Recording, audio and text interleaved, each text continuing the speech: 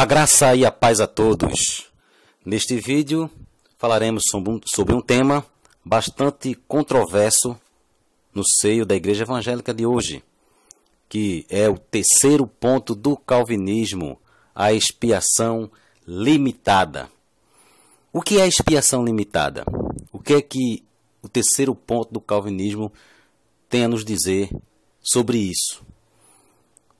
O terceiro ponto do calvinismo ensina que Cristo morreu apenas pelos eleitos, que ele efetuou o seu sacrifício, ele derramou o seu sangue para expiar, ou seja, remover, cobrir os pecados do seu povo, daqueles que Deus elegeu antes da fundação do mundo, como está expresso na primeira carta de Paulo em Efésios, no capítulo 1, versículo 4 e 5. Então, a doutrina da expiação limitada, defendida pelos calvinistas, acredita que Cristo não morreu por toda a humanidade, que Cristo não morreu por todos os indivíduos que existiram, que existem e que existirão neste mundo, que é uma controvérsia, que é uma polêmica na mente de muitas pessoas, de muitos crentes, de muitos cristãos que cresceram ouvindo que Jesus morreu por todos. E acreditam e têm convicção de que essa doutrina é uma doutrina totalmente antibíblica.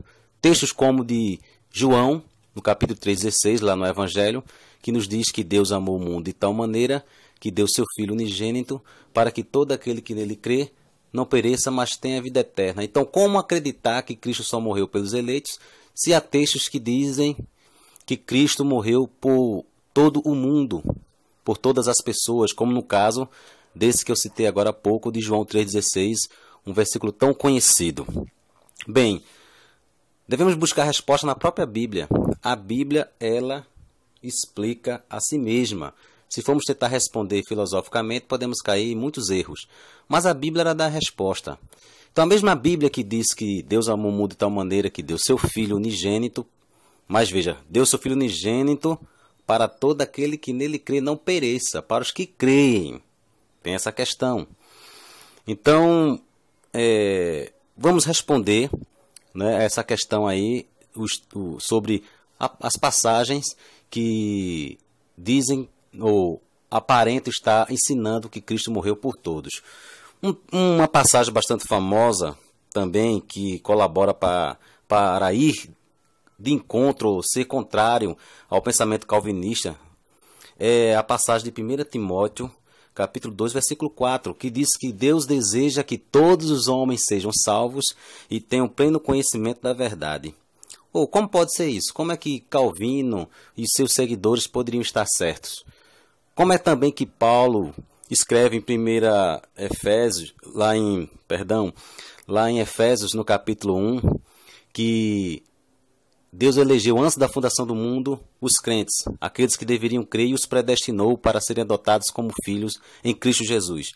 E lá em Romanos, no capítulo 8, é claro que aqueles que Deus conheceu de antemão, a esses predestinou.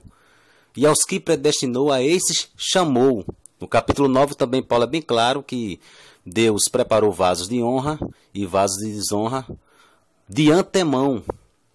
Como é que agora Paulo, em 1 Timóteo, no capítulo 2,4, está dizendo que Deus deseja que todos os homens sejam salvos? Bem, veja, será que Paulo tem em mente ele entrar em contradições com outros textos dele que mostram que Cristo morreu apenas por alguns? Bem, vamos ver o que Paulo tem em mente quando disse que Deus deseja que todos os homens sejam salvos. Primeiro, lá em Jó, no capítulo 42, versículo 2, nos diz que nenhum plano de Deus pode ser frustrado. Deus não pode ser frustrado, porque Ele pode tudo. Está lá em Jó 42, versículo 2. E em Isaías, no capítulo 46, versículo 9 a 10, Deus revela que conhece todas as coisas antes que elas aconteçam. Ele anuncia o que vai acontecer e que o conselho dele vai permanecer de pé e ele há de fazer toda a vontade dele. Ora, se Deus não vai lhe deixar fazer toda a vontade que ele deseja e que nenhum plano dele pode ser frustrado, como é que Paulo diz que o desejo de Deus é que todos os homens sejam salvos e nem todos estão sendo?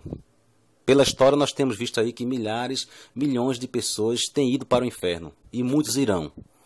Então, como explicar isso aí? Porque há outros textos que Jesus claramente diz que ele morreu pelo seu povo, pelos seus eleitos. Lá em Mateus capítulo 26, 28, o Senhor é bem claro quando instituiu a Santa Ceia, dizendo que o seu sangue seria derramado em favor de muitos. Lá em João 10, versículo 15, ele diz que é o bom pastor que veio dar vida pelas suas ovelhas. E João 6, versículo 39, ele diz que não vai perder nenhum, e essa é a vontade de Deus, que ele não perca nenhum de que o Pai deu a ele. Ou seja, se Deus tem pessoas já separadas para serem dadas a Cristo, e Cristo não há de perder nenhuma delas, como é que tem pessoas indo para o inferno? Subentende que Cristo não morreu por essas pessoas. Lá na sua oração, em João 17,9, ele orando ao Pai, intercedendo pelos seus discípulos, ele deixa bem claro na sua oração que não roga pelo mundo, mas apenas por aqueles que o Pai deu a ele. Ora, Jesus iria morrer por aqueles a quem ele não intercedeu? Então, vemos aí textos, como eu estou citando, de que Cristo veio morrer por um povo separado, um povo que Deus escolheu, como já é dito, repetindo em Efésios capítulo 1. Então ele diz, eu vim dar minha vida pelas ovelhas. Lá em Isaías 53:11 diz que o servo de Deus iria levar os pecados de muitos, e esses muitos eles iria justificá-los. Então não diz todas a humanidade. O próprio Cristo também, ele respondendo uma indagação dos seus discípulos, porque ele falava por parábolas. Ora, se Cristo queria que todo mundo fosse salvo, se esse era o objetivo dele, por que ele falava por enigmas quando veio? Muitas das vezes por parábolas, e não era claro. E os discípulos ficaram confusos com isso, questionando por que ele não era tão claro em suas mensagens. E Jesus, lá em Marcos capítulo 4, versículo 11 a 12, disse que o objetivo dele falar por parábolas, era porque ele não queria que todos entendessem, que todos ouvissem, entendessem, se convertessem e fossem salvos. Está lá. Como é que pode ser isso? Falar por parábola para dificultar o entendimento de muitos, com o objetivo de que eles não se arrependam e sejam salvos. Lá em Mateus 11, a partir do versículo 25, Jesus agradece porque Deus ocultou as verdades de algumas pessoas e revelou a outras. Se Cristo veio morrer por todos, por que Deus ocultou as suas verdades a alguns indivíduos? Subtendo que Cristo não morreria por esses indivíduos que Deus ocultou as suas verdades. Então, a Bíblia, ela mostra claramente que o sacrifício de Cristo não seria por todo. Até porque Cristo, em Hebreus capítulo 10, diz que ele fez de fato um sacrifício perpétuo, um sacrifício seguro, não como os sacrifícios dos animais do Antigo Testamento, que removia temporariamente os pecados do povo. Mas o sacrifício de Cristo era um sacrifício eterno, poderosíssimo. Então, se Cristo de fato morreu por toda a humanidade seria salva. Todos estariam salvos. E teríamos que acreditar na doutrina do universalismo que é pregada por alguns círculos cristãos por aí. Mas não, a Bíblia mostra claramente que muita gente vai para o inferno.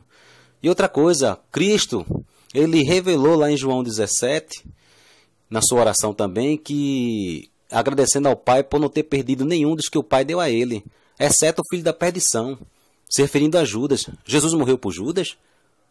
Isso antes da cruz? Claro que não. Quer dizer, então ele não morreu por todos. Então a Bíblia mostra que há pessoas que são filhos da perdição. E por essas pessoas, que são as pessoas que Deus resolveu não incluí-las no seu decreto de salvação, elas não serão salvas. Como Paulo diz lá que sobre Esaú, que o odiou antes dele nascer. Ele não foi incluído no plano de salvação, de ser adotado como filho de Deus. Então, voltando para 1 Timóteo 2,4, quando Paulo diz lá que Deus deseja que todos os homens sejam salvos, ele está falando de todas as pessoas que existiram no mundo, mas de tipo de pessoas. Paulo, como judeu, os judeus acreditavam que a salvação se limitava apenas a eles. Paulo está dizendo que não, Deus escolheu, Deus tem pessoas entre os gentios. Está falando de tipo de pessoas. Deus tem eleitos entre romanos, entre gregos, entre pessoas de várias raças. Então, Deus deseja que todos os homens sejam salvos nesse sentido. Se formos entender todos os homens, todos os indivíduos, como entenderíamos Apocalipse 17:8, que diz que todos que habitam na terra irão adorar a besta, o anticristo. Lá em 13:8 também, todos os habitantes da terra. Se pegarmos todos os habitantes da terra, vamos ter que incluir a gente, os crentes. Mas não, João, ele diz lá que todos os habitantes da terra que irá adorar a besta são aqueles que não foram incluídos no livro da vida, inscritos no livro da vida desde a fundação do mundo.